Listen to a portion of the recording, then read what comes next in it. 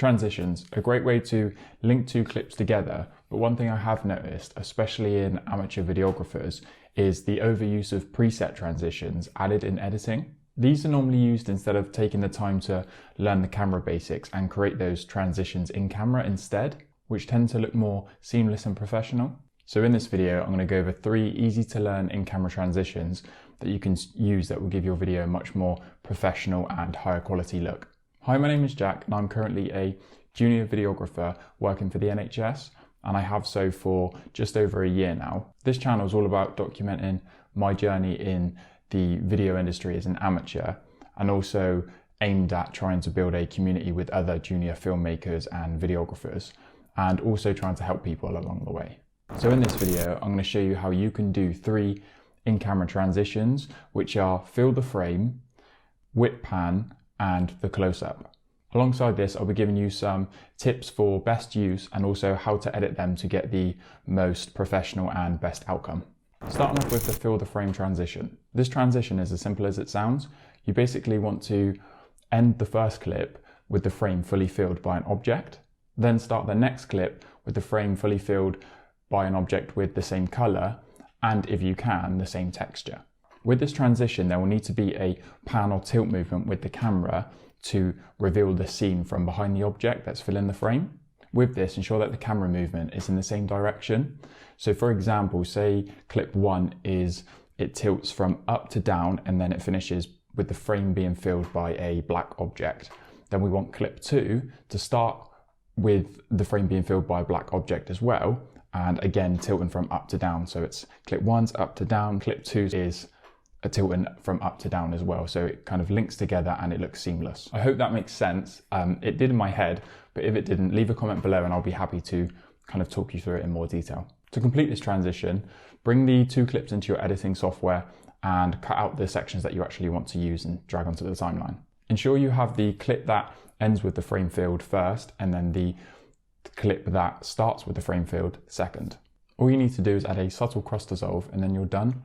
Who thought they would still be using cross dissolves after they'd move on from editing in iMovie? Just for your information, I like to set the cross dissolve fairly short, so around 1 to 2 seconds. This is because most of the work's been done in camera and we just need that tiny bit just to make it look a little bit more seamless. And after that, we're done. Moving on to the next transition, which is a whip pan.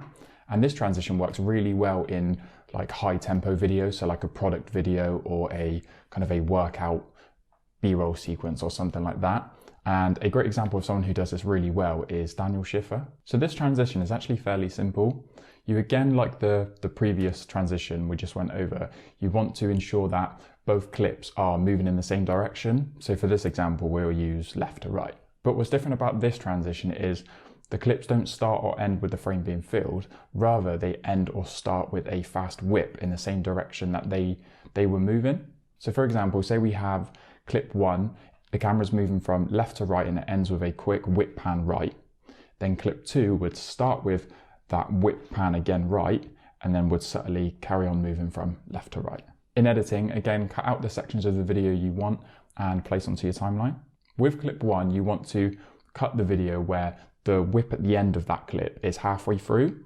And then with clip 2, you want to start that video with where the whip is halfway through on that. So the 2 clips link seamlessly together. Again, I hope this makes sense, but that's all there is to it.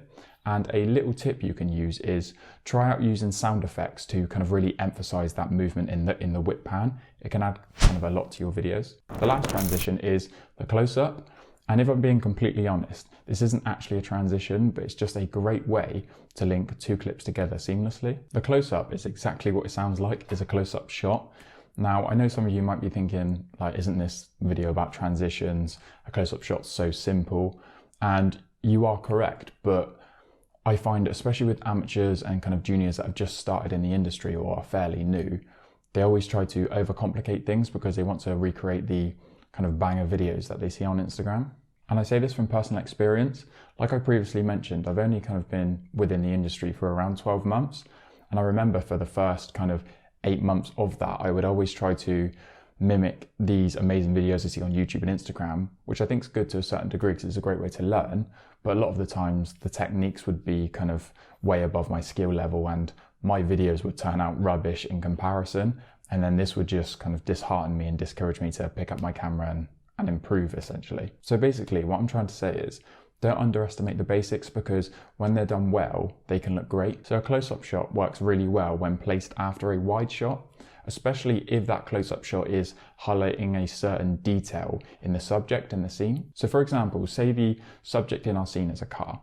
Shot 1 could be a wide establishing shot showing the car and the environment that is in.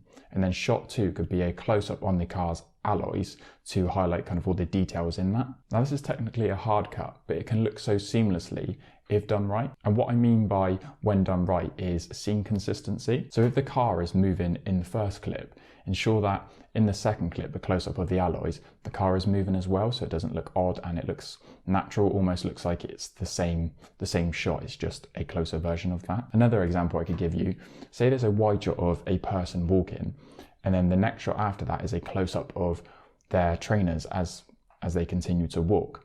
But on the close-up, they're wearing a different kind of pair or different color of trainers compared to the wide shot. It kind of shows the viewer that there's been an obvious cut and it just doesn't look seamless. But if they're walking in the same direction, they're wearing the exactly same thing, the lighting's the same, the environment's the same, then it literally just looks like the shots kind of flowed from that wide shot to that close-up, and the cut is almost invisible. And there it is. 3 in-camera transitions that will make your cuts look seamless and your videos look professional. I hope you found this video useful, and thank you for watching.